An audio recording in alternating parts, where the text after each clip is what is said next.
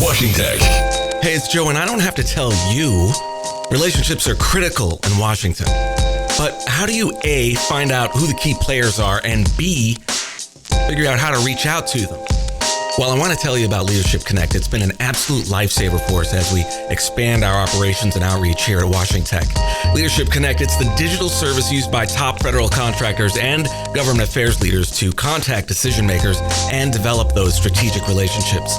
Visit leadershipconnect.io and join the community. I love it, and I'm 100% sure you will too. That's leadershipconnect.io. Try it now. He's literally suggesting that the FCC should change the scope of the law through executive order, not through any sort of new legislation passed by Congress, where those sorts of reforms to laws are supposed to happen. Welcome to the Washington Tech Policy Podcast. The latest tech law and policy news and brightest tech law and policy experts wherever you are. So you can stay informed, on the move, in less time. From Washington, D.C., it's the Washington Tech Policy Podcast. With Joe Miller. Joe Miller. Trump's tweets mark a turning point in Section 230 discourse as Twitter and Facebook fail to see eye to eye on how to treat the president's claims. Trump expands his warrantless watch list to include innocent Americans, and Chris Lewis is my guest.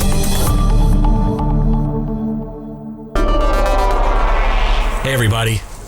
A tweet from President Trump last week, among many, criticized California Governor Gavin Newsom's executive order allowing Californians the right to vote by mail, in addition to preserving Californians' right to vote in person if they prefer. And it's triggered a turning point in the debate around Section 230 of the Communications Decency Act.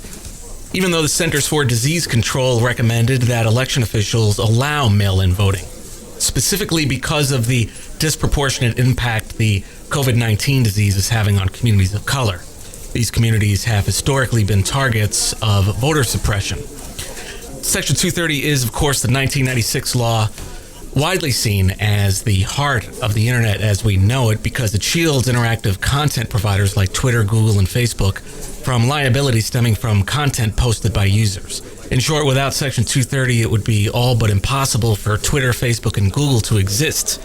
Without Section 230, it would be too risky for social media platforms to expose themselves to liability for content that you and I or even Trump post. President Trump posted the now infamous tweet about Governor Newsom's executive order on Tuesday. In it, the president alleged that sending mail-in ballots to voters would cause what right-wing politicians theorize is voter fraud, and that sending ballots to what the president termed millions of people, end quote, would lead to the ballots being stolen. The president didn't indicate how those attempting to steal ballots would even know whether ballots were inside of a person's mailbox. Would they go to every single mailbox every day of the week to see if there's a ballot inside? In any case, the president has expressed a general fear of snail mail in recent months. At the start of the pandemic, he and Treasury Secretary Steve Mnuchin blocked funding from the $2 trillion stimulus bill that would have provided the U.S. Postal Service with billions of dollars in grants to balance its budget. All of this culminated in Twitter for the first time posting a disclaimer on the president's tweet, a blue hyperlink with an exclamation mark next to it that says, "Get the facts out about mail-in ballots," end quote. When users click the link, they're redirected to another Twitter page listing articles discussing the factual inconsistencies in the president's claim that mail-in ballots would lead to election fraud and voting by immigrants. Unsurprisingly, Trump was livid when this happened. 2 days later, he released an executive order providing for the Department of Commerce to file a petition at the Federal Communications Commission asking it to review still unsubstantiated claims of social media companies' alleged anti-conservative bias. The order also calls on the Federal Trade Commission to allow individuals to file complaints. When protests began around the nation in response to the killing of George Floyd by a Minneapolis police officer who has since been fired and charged with manslaughter, Trump tweeted a comment that echoed Miami's then mayor Walter Headley's 1967 remark when he said, quote, "When the looting starts, the shooting starts," end quote, which was met with scorn by civil rights leaders back then. In the tweet, the president called protesters thugs saying he'd spoken with Minnesota Governor Tim Walz, quote, and told him that the military is with him all the way. Any difficulty and we will assume control, but when the looting starts, the shooting starts, end quote. Here would be a good place to recall last summer's Center for Investigative Journalism report that several Confederate, anti-Islam, misogynistic, or anti-government militia Facebook groups counted hundreds of police among their members, a report that corroborated an earlier finding by the FBI released over a decade ago that warned of the infiltration of law enforcement by white supremacists. Twitter followed up with the president's thugs tweet by placing a notice over it as well, saying the tweet violated Twitter's policy against users glorifying violence, but still allowing users to click through and see the president's tweet if they wanted to. The company also went on to flag tweets from Ice Cube, Chinese Foreign Ministry spokesman Zhao Lijian, and others it deemed to have violated Twitter's community standards. But as far as Trump's executive order to rein in social media companies is concerned, after speaking with experts like Tech Freedom's Baron Soka, Georgetown's Gigi Sohn, and Public Knowledge's Harold Feld, all of whom have been guests on this podcast, The Hill reports that there's a general consensus in the telecommunications public policy community that the president's executive order is a non-starter. To make it happen, the FCC would need to undo years of precedent and essentially contradict every ruling it's made, at least during Ajit Pai's tenure there as chairman, including its repeal of the net neutrality order. On another front, Senator Ted Cruz, alleging that Twitter is violating sanctions against Iran, is calling for a criminal investigation into Twitter's alleged preservation of accounts of enemies of the United States, like Iranian Supreme Leaders Ayatollah al-Khamenei and its foreign minister, Mohammad Javad Zarif. Also, Facebook CEO Mark Zuckerberg confessed to Fox News last week that Facebook shouldn't be, quote, arbiters of truth. In fact, the Wall Street Journal reported last week that Facebook executives ignored a 2018 internal report that found the company's algorithms exploit the human brain's attraction to divisiveness. It also warned that if left unchecked, Facebook would spread even more discord, and that bringing Facebook's algorithms under control would disproportionately affect users espousing conservative viewpoints. Facebook never publicly released the report or even acted internally to check conservative misinformation, apparently. Coincidentally, the presentation came at the same time the Trump administration was just beginning its campaign to characterize social media companies as being biased in favor of liberals. Axios also reported that Mark Zuckerberg had what he termed a productive conversation with the president by phone prior to announcing that Facebook wouldn't moderate the president's Facebook post. Last week, House Speaker Pelosi called Zuckerberg's non-interventionist stance a disgrace.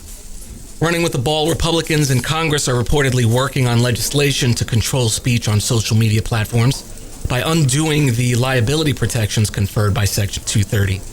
Conservatives are pushing for the legislation, even though a 3-judge panel of the D.C. Circuit last week dismissed a lawsuit brought by Freedom Watch, the conservative legal group, and far-right activist Laura Loomer against Facebook, Google, and Twitter, alleging the companies were conspiring to suppress conservative viewpoints. President Trump has moved to further circumvent constitutionally guaranteed due process protections by expanding a September 11th era terrorism watch list to include individuals who aren't even suspected of terrorism. Newsweek reports the watch list could grow to as many as 1 million names, but the Trump administration hasn't acknowledged it's expanding the watch list, even though it's required to do so under federal law. Now individuals can be included on the watch list even if they just have a family member in a country like El Salvador. The FBI says the shooter at a Pensacola naval base last December, a shooting that took the lives of 3 sailors and injured 8 others, had ties to Al-Qaeda. 21-year-old Second Lieutenant Mohammed al-Sharami initially attempted to destroy his iPhone following the shooting, but wasn't successful.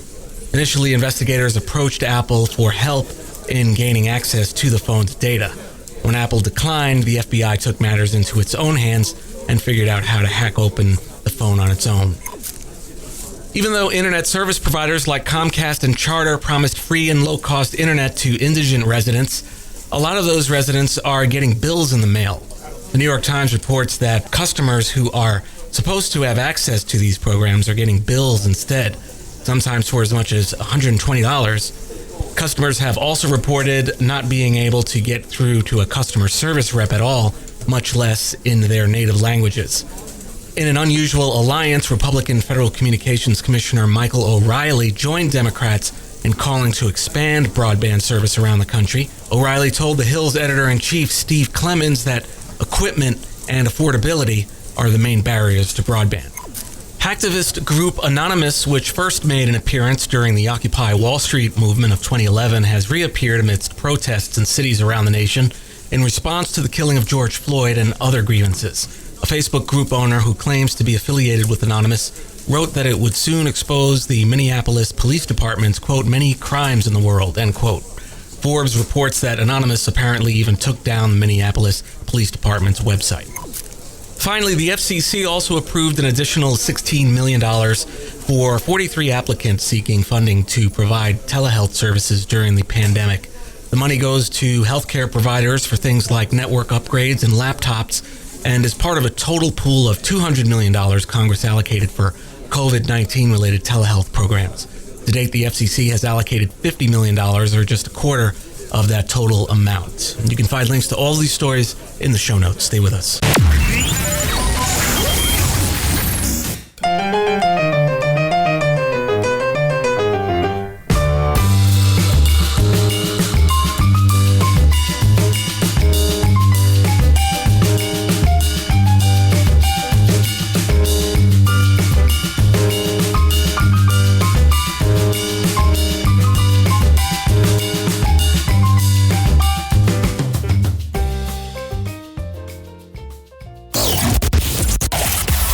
Policy is global policy.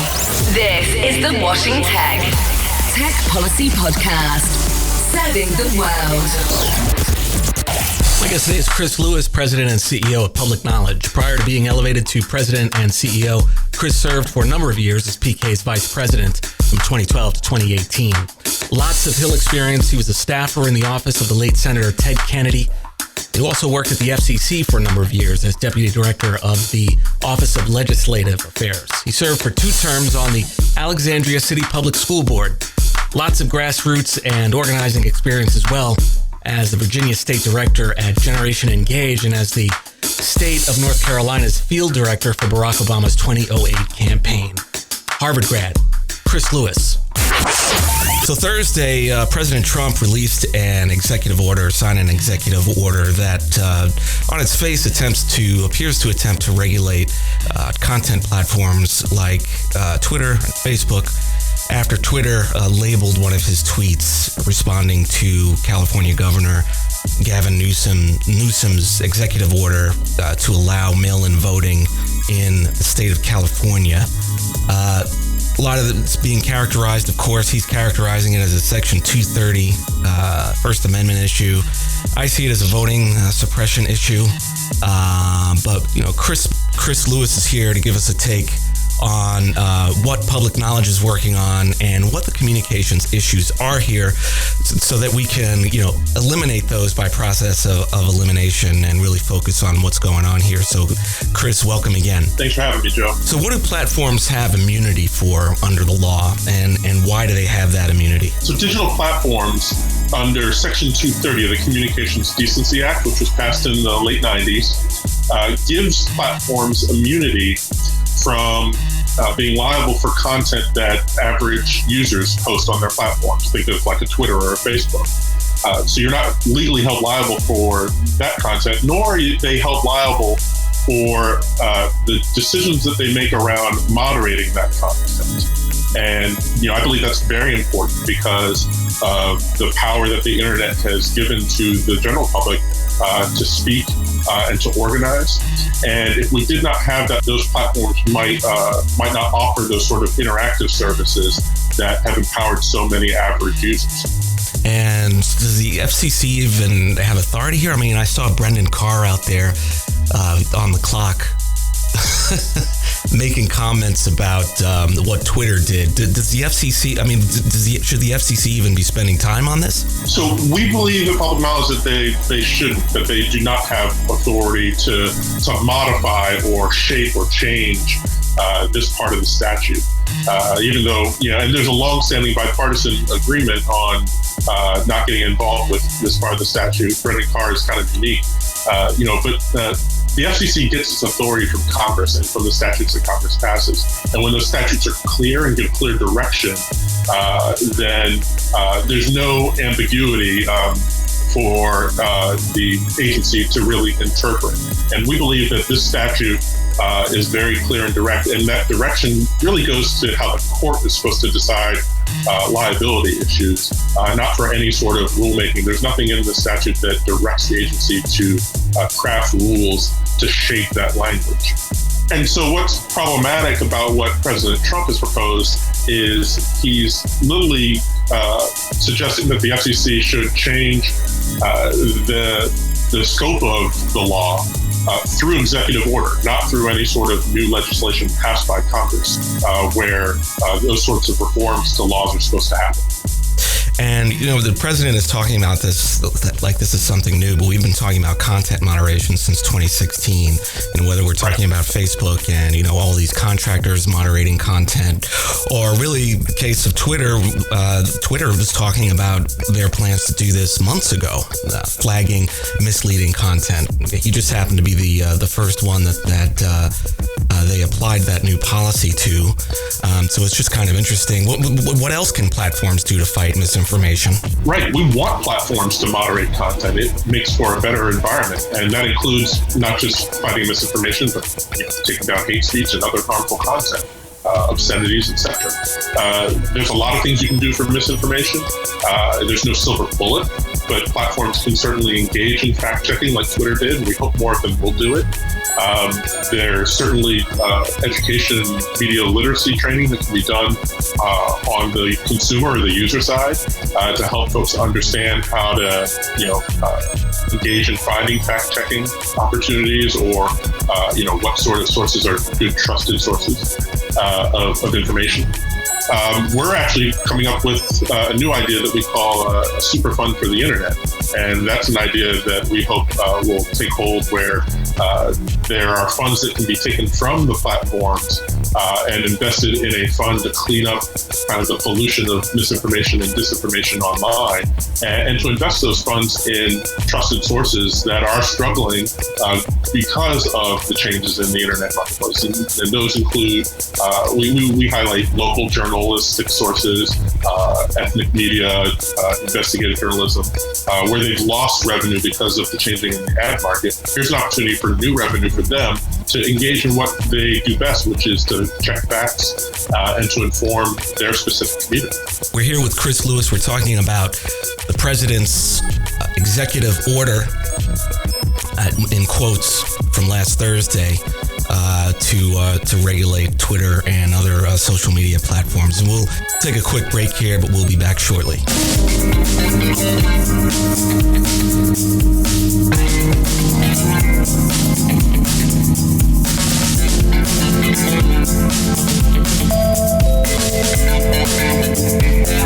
So Chris, some have suggested that Section 230 should go away.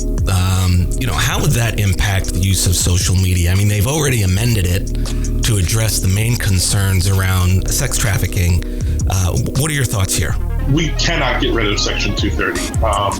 Now, it doesn't mean it can't be amended, or we can't work new laws that work in concert or around it in order to protect against speech content that the public thinks is harmful or even illegal. But the core, it's a small statute, and the core part of it does enable free speech online, and so we cannot just get rid of it. The impact would be if we lost Section 230 and that liability went away, platforms naturally either want to over-regulate to make sure that they don't get sued over content that could even slightly be considered harmful or libelous or otherwise objectionable. Or they would choose to just not regulate at all and allow their platforms to become a cesspool with obscenity, hate speech, you name it, the worst of the internet. So moderation is a good thing. We want that law there to encourage it. And as you said, this specific example with the president's tweet, involves, an effort to suppress voters by discouraging mail-in voting. But imagine all the other things that could be discouraged if we don't have moderation for disinformation, misinformation online. This is just one example with voter suppression. Yeah, it could expand to education, any number of other areas. You set a precedent with this sort of artful approach to Section 230, which doesn't even make any sense. Does he have lawyers? I mean, I think he has lawyers, right? I mean, yeah, he clearly has lawyers. I don't know what kind of lawyers they are, but this could set a precedent for other agencies to do the same type of thing, extending what Betsy DeVos is doing, for example, at the Department of Education. Who knows, how they'll twist the law in the future. This is really an interruption. It's like someone, it's like I was in the middle of work doing something, and then all of a sudden this executive order came out, and it was just like somebody interrupting me with a phone call. It's like, okay, now I have to, take time away from this. So it's just completely meritless. What can platform users do if they don't like how they're being moderated? So, I mean, Trump has the power of doing an executive order, but what can other people do? And that's a fair question, because not everyone likes the way they're moderated. And I've heard complaints from liberals, as powerful as Nancy Pelosi, who didn't like videos that misconstrued her statements, to conservatives who feel like they're being censored. What we want to encourage is to empower the users to be able to make decisions on the platforms that they're using. There's a lot of different platforms out there. Facebook is choosing right now not to correct false political statements. Twitter is doing what they're doing with correcting some, but not taking them down, but adding other information. Then you have smaller platforms like, say, Gab, that allow, white supremacist content and hate speech. That is their First Amendment right to do so. But consumers and users of technology have a choice to use Gab or not use Gab, to use Twitter or not use Twitter. And that sort of choice is what we want to encourage. And so we would suggest that there be policies to promote platform competition, to make sure that users have those choices. Rules around promoting interoperability between services that are similar, so that you can interact with users on other platforms that have a similar service would be fantastic. That would make it easier for users to move from one to the other if they don't like the policies of a platform. And basic non-discrimination rules that would allow new upstart platforms to flourish and provide unique communities for people that are looking for a specific type of community or environment. That would empower users, and it would keep the government out of making decisions on speech online and what should be censored or what should not be censored. That's what we want. The First Amendment, has always kept government out of speech decisions, and we want those decisions to be in the hands of users in the marketplace and not the government. Can I force Twitter to give me verified status with the blue check, with the white check on the blue background? I'm not sure the specific rules to get the blue verified check. I'd have to check Twitter's policies, but it's a good question, and there's no reason why the public and activists can't push platforms to do a better job with how they moderate. So I think of the Change the Terms Coalition that's pushing Facebook to take down more hate speech.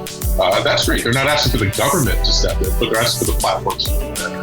And the same can be said for, blue check marks or whether you're validated by the platform. Final ideas, and where can we find you? So you can find me and a lot of these ideas at our website, publicknowledge.org. You can follow me on Twitter at ChrisJ_Lewis, and certainly follow Public Knowledge. We try to push these ideas out there, and we'll keep talking about how we promote free speech and free expression online. Chris Lewis, President and CEO of Public Knowledge. Chris, thanks for joining me. Thank you, Joe. That concludes episode 232 of the podcast. Thanks so much for listening. If you like what we do, we'd love to hear from you. Please take a moment, head over to Apple Podcasts, give it a review. It helps others know what they can expect from the show and really helps us out. Thanks again for listening, and I'll see you back here next week. Take care. Washington Tech.